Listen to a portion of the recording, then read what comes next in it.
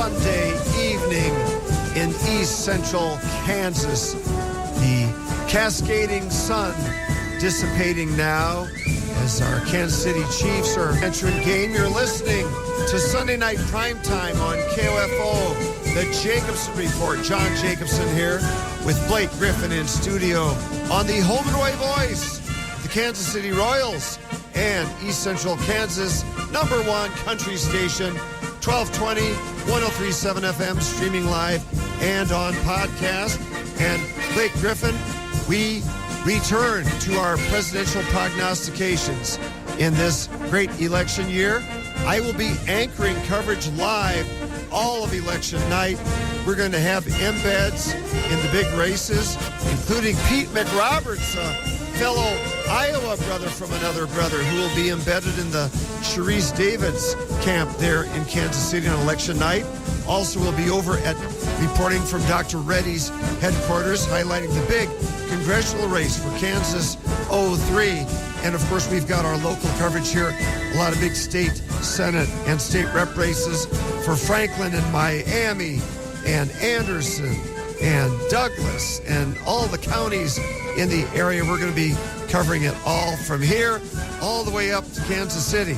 Our first guest tonight from the Democrat side of the aisle is the great Laura Bellin. Laura is the top political blogger in the caucus state of Iowa.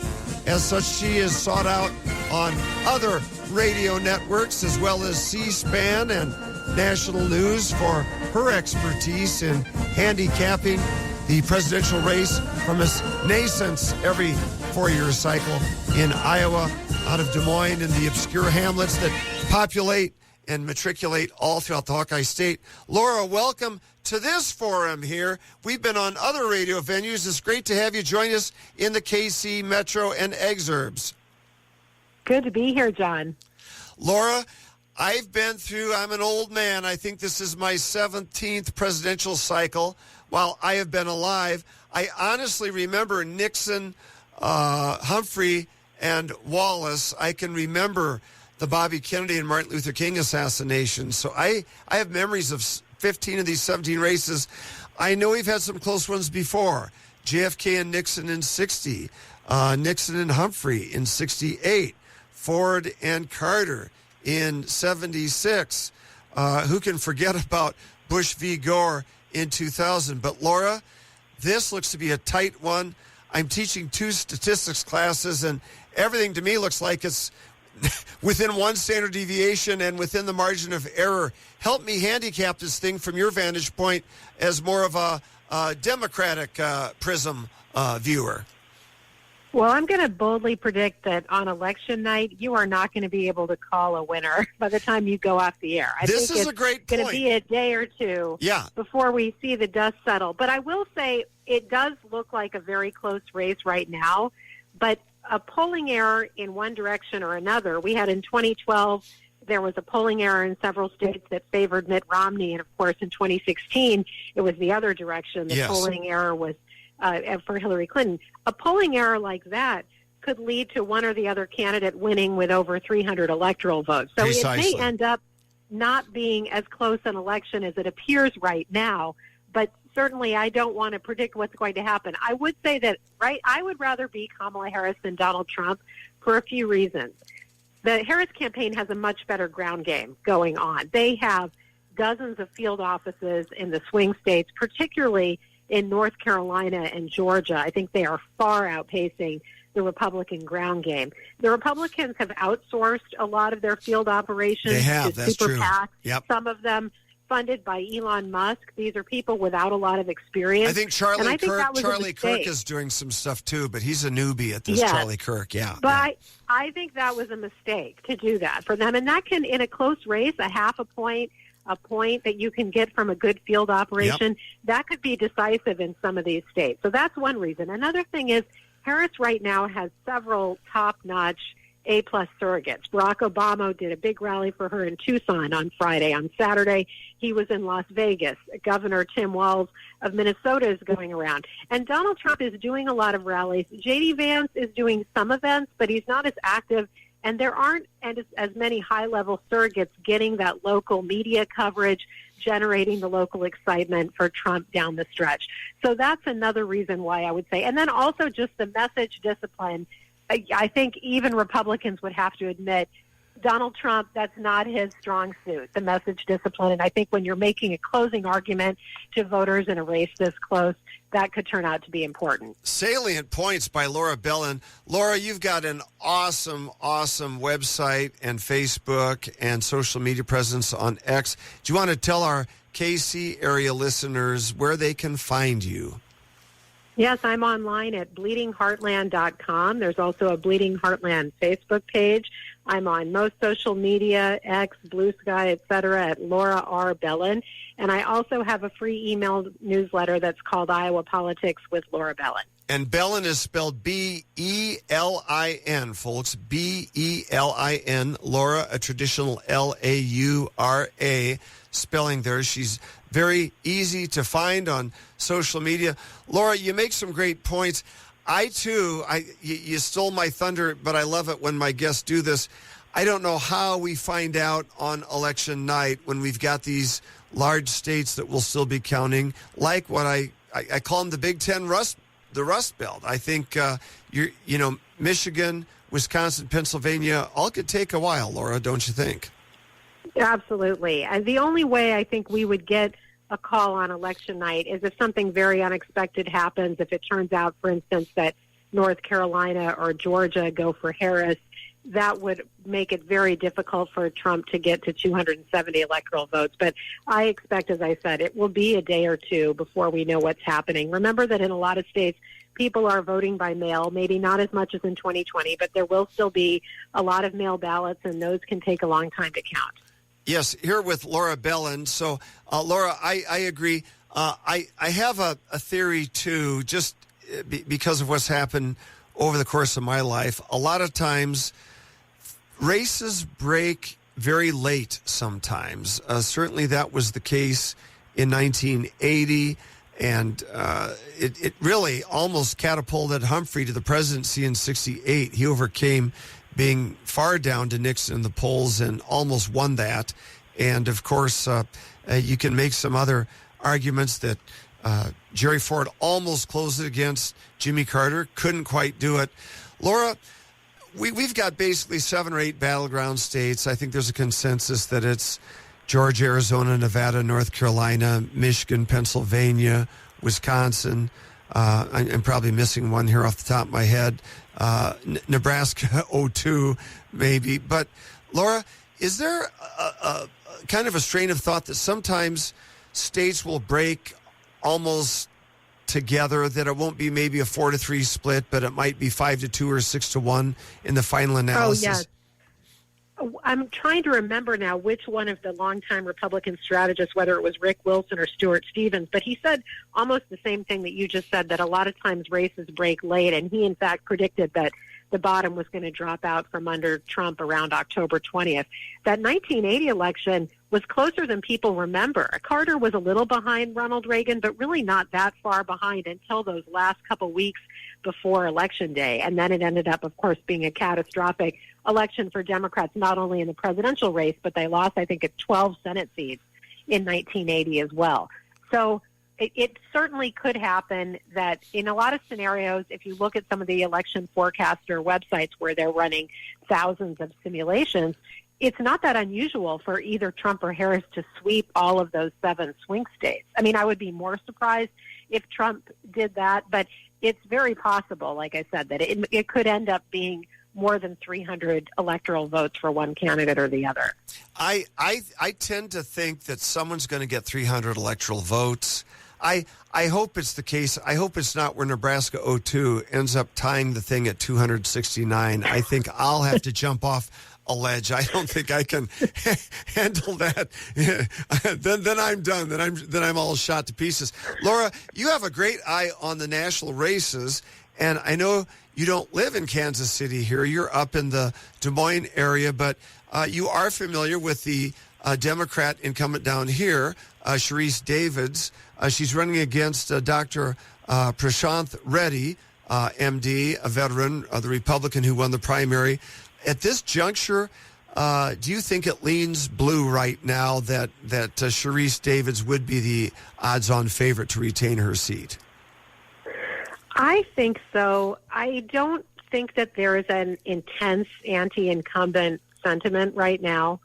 And I think that we're seeing the trends with college-educated voters moving generally toward Democrats. I haven't seen any sign that that's going to reverse. So the area of that congressional district is probably a pro-choice area. And so I would guess that Sharice Davids would be reelected. But, a lot of the congressional races as well, those can go either way, and those often tend to break late as well. Our 2-minute warning here with Laura Bellin. Bleeding Heartland, guys. Look her up, Bleeding Heart with Laura Bellin. Laura, give us your picks.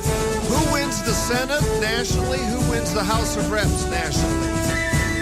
I think it's going to be a split decision. I think Republicans are going to take the Senate unless something very unexpected happens in that Nebraska Senate race with Deb Fischer. And I think that Democrats are going to retake the majority of the House of Representatives. Wow, just a reversal of where we are now. This is just absolutely fascinating. Laura, we'll try to check in with you between now and maybe even on election night, because there are some Iowa congressional races and Nebraska races, our neighbors to the north, that could impact control literally of the Congress. Isn't that correct? Yeah, there are 3 toss-up races where there are Republican incumbents right now. That Omaha district, Nebraska 2 plus Iowa's 3rd district, which is where I live, includes most of the Des Moines metro area, and then Iowa's 1st district, which is most of southeast Iowa. So those could end up being decisive in control for the U.S. House. Absolutely. Guys, thrilled to have Laura Bellin with us, her inaugural appearance here on KOFO. Laura, great to have you. Have a wonderful week, and we'll try to check back in with you soon. Oh, thanks so much for having me on, John. Laura Bellin with us here on the Jacobson Report, Sunday night prime times here on KOFO, your home and away voice of the Kansas City Royals. We don't like those Yankees, do we? Blake Griffin can't root for the Yankees tonight. No, not 1 minute. We'll be back here in 30 seconds.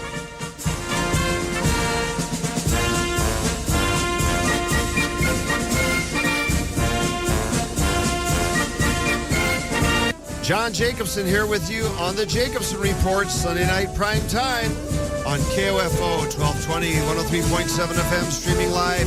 Blake Griffin, our chief engineer here in the studio. Brought to you by Richard Dick Muller and Terry Oswald, along with Midwest Renewable Energy, LLC. LifeRunners.org. Dr. Ted Fogarty. And folks, it is so nice to be in this beautiful autumnal weather with the sun cascading down this evening on a nice cooling evening as we head into next week. And you heard from Laura Bellin at the front end. We are that close to Election Day itself now, basically 2 weeks away. And in the interest of equal time, we'll bring on another great lady of Midwestern politics, political consultant Sheila Murphy. Sheila from the Republican GOP conservative side of the aisle might have a few different takes than Laura does. So let's bring back Sheila. Sheila, welcome back to the show. Hello, John. Nice to be with you. So, Sheila, what is the state of the race? We are 2 weeks out, and as I told Laura, I can remember 15 of the 17 presidential elections during my lifetime. You know, Kennedy-Nixon was close. Nixon-Humphrey was close. Ford-Carter was close. We keep going on and on through this. Obviously, Gore and W. Bush was terribly close. Are we going to be in for a barn burner here, or is this thing going to break late? No, I think this is not going to be quite as close as people think. I have always felt that, number one, Trump is underpolled, and I think a lot of the polling is canted against him. I think you can find statistics that a lot of the polls ask more Democrats than Republicans. That's kind of a given in many of the polls. But also, I just also believe that people are hesitant hesitant, rather, to speak about support of Trump or of Republican candidates. They're fearful of, their information getting out, being condemned on social media and things like that. So I don't think people stay there for Trump. But what I have seen lately is a tremendous change welling up in public attitude. People have reached a satiation point, and they've had it. They're ready to come out of the shadows. More and more people are saying, okay, I've been afraid to say it, but I'm saying it now. I'm for Trump, and I'm open about it. I'm seeing this everywhere. I do believe that it will be Trump's night, and I think it will be more convincing than anticipated. Here with Sheila Murphy, GOP consultant. Sheila, it is apodictically certitudinous that in the aggregate polling, Trump has picked up 7 points in the last month. Do you attribute that to anything specifically? Would it have been the disastrous interview with Bret Baier? Would it have been the faux pas by Gretchen Whitmer appearing to mock Catholics? Would it be, any one of another missteps that it seems like Vice President Harris has fallen into in the last month? Well, I'll just click all of the above for that, John. I think that it's cumulative. I think the American people are by nature a fair-minded people. And I think it has become so crystallized for them that Trump is not treated fairly in the media, not treated fairly in the courts. The unfairness has started to really shake up the American people. They're like, we're not like this. We don't do this. They're starting to give another look at things. You add to that the sheer incompetence that is seen on the Democrat ticket. I mean, people understand there's a difference. Conservative, liberals, we all have different attitudes. But the absolute inability of Kamala Harris to answer a direct question with empirical evidence or facts to back anything up has started to resonate with the people. They're like, no, she can be a liberal, but we need some facts, and they're not getting them. You add to that the fact that Tim Walz has not produced what they wanted him to produce to help the ticket. All of these things are cumulative, and they're adding up to a defeat. It looks like they were playing a prevent-defense strategy to just basically, keep it under the radar and win the election. But I'm wondering if the tepid hurricane response and even missing the Al Smith dinner, which is incomprehensible to me, why she would have given Trump that entire lane that evening during the roast, which he used to his advantage. Are they making some tactical and strategic errors at the campaign level, Sheila? You're an old and I use that affectionately. You're an old hand at political strategery. Yes. Let's just say experienced. Yes. They are making some dreadful mistakes, and I hear that there is a lot of disorganization and internal disagreement in her campaign organization, and that certainly results in some bad things on the campaign trail. And also what I'm seeing here is a lack of political perception, a lack of experience on the parts of these people. I don't think they looked into the Al Smith dinner and realized what it meant. I think they saw Catholic fundraiser and let it go at that. Oh, well, we don't need to do a religious thing. She's never been a person that wants to talk about faith. Why should she start now? I don't think they bothered to. I think her campaign people don't know what it is that they were passing by. I don't think they bothered to do the research on how important that event was. So, yeah, it was an error. They're making a lot of them, and it's kind of sad. Oh, but I'm not going to weep. John Jacobson here with Sheila Murphy. So, Sheila, last night in that competitive electoral vote district, because Nebraska awards theirs not winner-take-all, but like Maine by congressional district, Bobby Kennedy and Tulsi Gabbard were up there last night for Trump, and the rumors abound that there were more people that had filled that couple thousand person ballroom at the Hilton in Omaha for Kennedy and Gabbard. More people there than there were at the Tim Walz event. Does that seem credible to you? Oh, very much so. I don't think Tim Walz is catching on. I think they thought they could paint him like this really warm and fuzzy Midwestern down-home guy, but Midwesterners see through that kind of a disguise pretty quickly. So no, I don't think he's taken off at all. I wouldn't find that hard to believe in the least. Laura Bellin, our friend on the first segment, she thinks the Dems have an advantage in that the Dems have a better ground game in North Carolina and Georgia, and she also thinks that they have better surrogates on the ground, like Barack Obama, Bill Clinton. Are those going to give Dems an edge in a very close contest? No. They might have it at one point in time, but what I think that it's a double-edged sword when you have past presidents that were successful. I do think a lot of people will say, yeah, look what we had once, and now Kamala Harris? No, I don't think so. I don't think it's going to help that much. Also, Barack Obama's approach, what he did in his attempt to get African-American males in line was such a disastrous misstep that it's going to cost them more votes than it could ever get. I have heard no end of black men saying, no, he does not get to lecture me like that. Well, it's interesting you say that because Dr. Fogarty and Lieutenant Colonel Alan Hardy were on earlier today, and Fogarty was pointing out that black male voters are drifting away from Harris toward Trump, and he had some powerful anecdotal evidence. So you're seeing the same thing, Sheila. Oh, absolutely, without a doubt. It's pretty shocking. And I think people like Bill Clinton as a person. He's just one of those likable guys. You know, no matter what he does, you're like, oh, he'd be fun to sit down and have a drink with. You know, people like him, but he's far out of the arena and too far out to have any real impact on to whom people would give their votes.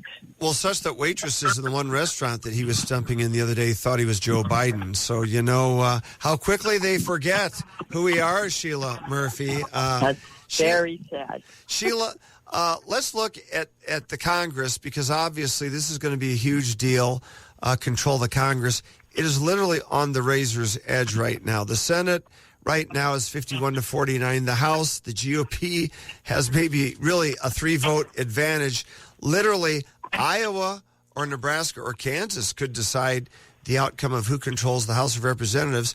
Who do you think is going to ultimately prevail in the Senate and in the House? And you're up there in Iowa. What's Iowa going to do? Because they've got some of those races that are pivotal, as Laura said. I think you'd agree. Yes. Yeah, I think we have the Republican Party has two problems here. First of all, I think a lot of people didn't realize that the Democrat Party was actually switching a lot of their attention away from the presidential race. I think that a lot of people saw that Harris wasn't going to have it, wasn't going to pull it off, and started concentrating on the House.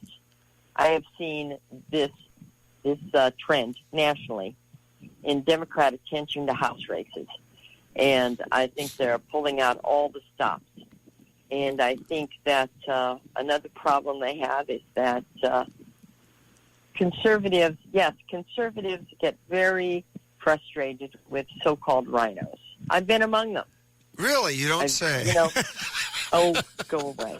Anyway, you know, but I mean, we get very frustrated with Republicans that aren't as conservative and as warrior-like. Listen, I get so frustrated, you've had to call me down in the past, if I remember correctly.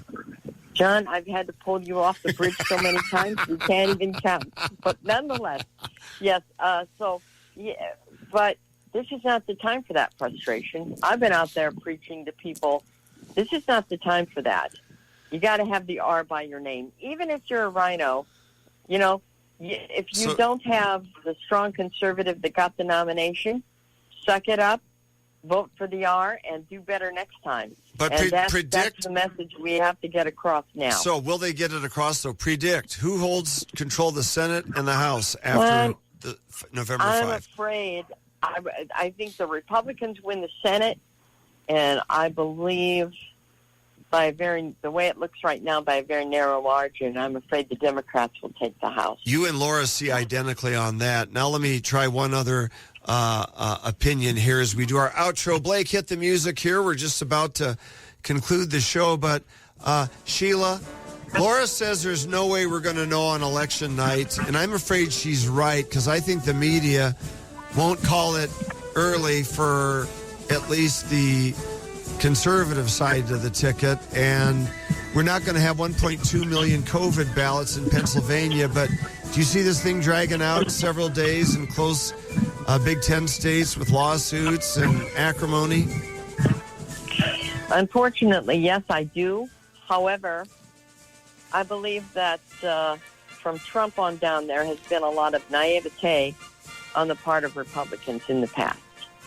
And I do think people are more wary, more savvy, more prepared this time. So, yes, there will be efforts to drag it out, but the Republicans are more prepared to fight those. So I think that it'll be a little speedier than they hope. At least I hope so, because there's really, in a country as sophisticated as this, there really is no reason for election results not to be presented promptly. And I think the American people have just about had it with that as well. Yep, I agree, Sheila Murphy. I want to thank you for being here with Blake Griffin and me on the Jacobson Report on Sunday night primetime here, KOFO 1220, 103.7 FM, streaming live. Listen to the podcast. We're the home and away voice of the Ottawa Braves, the Kansas City Royals, and East Central Plains of Kansas top country station. And we're covering election night live here. We'll be anchoring. We're going to have embeds and KC at the two congressional races. We'll be keeping track of the Kansas State Courthouse and State House. And folks, I want to thank Dick Muller, Terry Oswald, Dr. Ted Fogarty, Midwest Renewable Energy LLC, Jim and Cindy Jandren, Life Runners, liferunners.org, protecting life from womb to tomb, helping expectant mothers and preborn children along the way. And folks, Blake and I are going to sign off till next week and say, be safe, be smart, be good, be strong, love Jesus Christ, and God bless us, everyone. Bye-bye.